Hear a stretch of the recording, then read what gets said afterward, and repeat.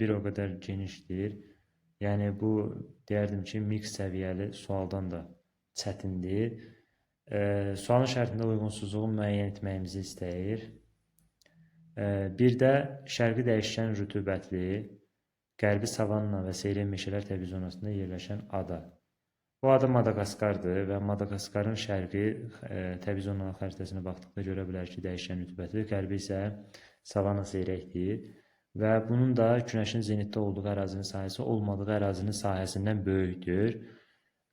Deməli, xəritəyə bir də baxdıqda görə bilərik ki, həqiqətən də tropik işıqlanma quşağının sahəsi Madaqaskar adasında daha çoxdur. Yəni tropik işıqlanma quşağında yerləşirsə, yəni böyük hissəsi yerləşir, təbii ki, orada günəşin zenitdə olduğu sahə də, ərazi də çox olacaq. Yəni bu fikir doğrudur. Qarşısına yanlış yazıb. İkinci, Sulawesi dənizi və adası 3 yarımkürədə yerləşir. Sulawesi dənizi 2 yarımkürədə yerləşir, şimal və şərq. Yəni ekvator xətti kəsmir onu, amma adasını bəli kəsir. 3 yarımkürədə yerləşir ekvatoru. Daha doğrusu ekvator xətti kəsir deyə 3 yarımkürədə yerləşir. Fikir yanlışdır dənizə görə. Yəni dəniz 2 yarımkürədə yerləşir. Fikir yanlış, qarşısına yanlış yazıb, bunu götürməyəcəyik. Üçüncü, Şərqi Afrika sınma zonası geosinkronalda yerləşdiyi üçün seismik cəhətdən fəaldır. Şərqi Afrika sınma zonası seismik cəhətdən fəal olsa da, geosinkronal qurşaqda yerləşmir o, yəni. Onun üçün, deməli, bu da yanlışdır, qarşısına yanlış yazıb, bunu da götürməyəcəyik. Dördüncü, Niger çayının mənsəbinə aid olduğu ölkə tarixi coğrafi xüsusiyyətinə görə federativdir. Niger çayının mənsəbi təbii ki, bilirik ki, Nigeriyadır. Nigeriya isə tarixi coğrafi xüsusiyyətinə görə deyil, milli etnik xüsusiyyətinə görə federativdir. Bu fikir də yanlış, qarşısına yanlış yazıb, bunu da götürməyəcəyik. Beşinci, mülayim işıqlanma qurşağında yerləşən San Pedro vulkanının aid olduğu ölkənin.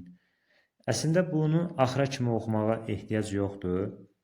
Sualın əvvəlində elə, daha doğrusu bəndin əvvəlində deyir ki, mülayim işıqlanma qurşağında yerləşən San Pedro. San Pedro vulkanı tropik işıqlanma qurşağında yerləşir. Yəni bu Çiliyə məxsus olan vulkandır və burada 2 dənə Çiliyə məxsus olan vulkan var. Biri San Pedro, biri Lulyakodur. Demək, San Pedro düşür tropikə, Lulyako isə mülayimə. Yəni San Pedro tropik işıqlanmadadır, mülayimdə deyil. Amma sualın axırını oxuyaq. Deyir, yerləşdiyi ölkənin tərkibinə daxil olan adanın birində, yəni bu məsələn Pasxa da ola bilər, Odlu Torpaq adası da ola bilər. Yəni Odlu Torpaq da bilirik ki, həm Argentiniya, həm də Çiliyə məxsusdur və deyir ki, Tasmaniya adasının daxil olan adanın birində Tasmaniya adasının cənubunda rast gəlinən iqlim yarım vilayəti bu adada da müşahidə edilir. Tasmaniya adasının cənubunda rast gəlinən iqlim mülayim dənizdir və şimalında da subtropikin bərabər rütubətlisidir.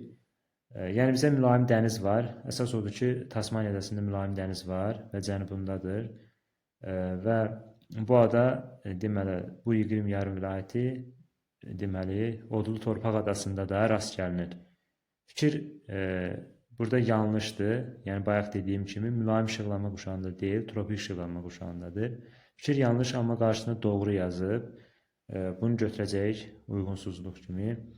6-cı, iqlimi tropik səhra, təbii zonası savanna seyrək meşə olan adanın aid olduğu ölkə Tubaran limanı mənsub olduğu ölkə ilə sərhəd təşkil edir. İqlimi tropik səhra, təbii zonası savanna seyrək meşə olan Galapagos adasıdır.